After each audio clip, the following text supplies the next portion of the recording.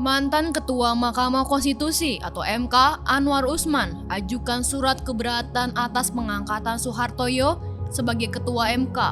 Pengajuan keberatan tersebut dinilai bertentangan dengan jiwa kenegarawan yang seharusnya dimiliki setiap hakim konstitusi.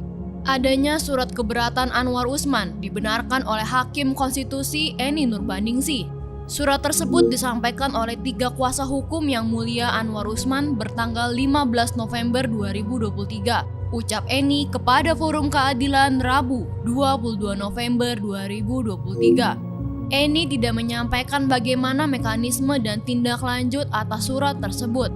Namun, kata dia, surat tersebut sedang dalam pembahasan. Saat ini surat tersebut sedang dibahas dalam rapat permusyawaratan hakim atau RPH dan belum selesai pembahasannya. Lanjutnya, Eni juga menuturkan Anwar Usman tidak hadir dan terlibat dalam pembahasan itu.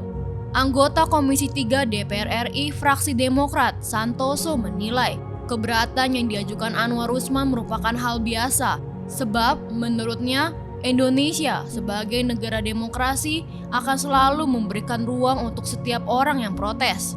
Tapi apakah protes itu bisa ditindaklanjuti atau tidak? Pertama, harus dilihat regulasinya.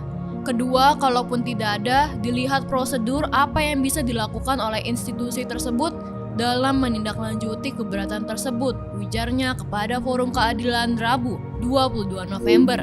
Santoso mengakui adanya keberatan dari Anwar Usman pasti akan memunculkan banyak opini di masyarakat. Tetapi sekali lagi, kata dia, itu hal yang biasa di negara demokrasi. Ya pasti nanti akan banyak timbul persepsi publik berkaitan dengan surat ini. Pasti akan timbul opini-opini begitu. Dan menurut saya, itu hal yang biasa dalam negara demokrasi, ungkapnya.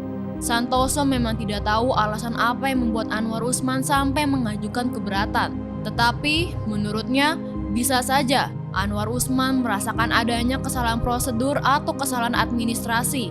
Mungkin dia merasa ada prosedur yang dilanggar, baik salah administrasi ataupun perundang-undangan. Ini kan menurut saya kan, mungkin begitu katanya. Santoso sendiri berharap polemik di MK bisa cepat diselesaikan sesuai dengan peraturan dan undang-undang yang ada. Menurutnya, MK merupakan lembaga yang memiliki kewenangan begitu besar. Apa yang diputuskan oleh MK berpengaruh terhadap kehidupan berbangsa dan bernegara. Untuk itu, ia meminta agar orang-orang yang berada di MK merupakan orang yang benar memiliki jiwa kenegarawan. Karena seharusnya memang yang ada di MK adalah orang yang sudah tidak memiliki kepentingan pribadi, termasuk kelompok dan keluarganya, kecuali untuk kepentingan bangsa dan negara. Ini harapan ideal, sambungnya. Direktur Pusat Studi Konstitusi Fakultas Hukum Universitas Andalas atau Pusako FH, Charles Simabura, juga sepakat dengan Santoso. MK seharusnya dihuni oleh orang yang benar berjiwa kenegarawan. Sementara itu, Charles berpendapat adanya keberatan dari Anwar Usman justru mencerminkan sebaliknya. Tindakan itu seakan membuat Anwar Usman tidak konsisten terhadap ucapannya, bahwa secara hukum sah-sah saja, tapi apa yang dilakukan jelas tidak mencerminkan sikap negarawan, dan justru mempertegas bahwa beliau tidak legowo dan tidak konsisten dengan ucapan sendiri yang menyatakan tidak haus jabatan, katanya kepada Forum Keadilan Rabu 22 November. Charles melanjutkan, upaya administrasi itu salah alamat dan akan ditolak oleh MK.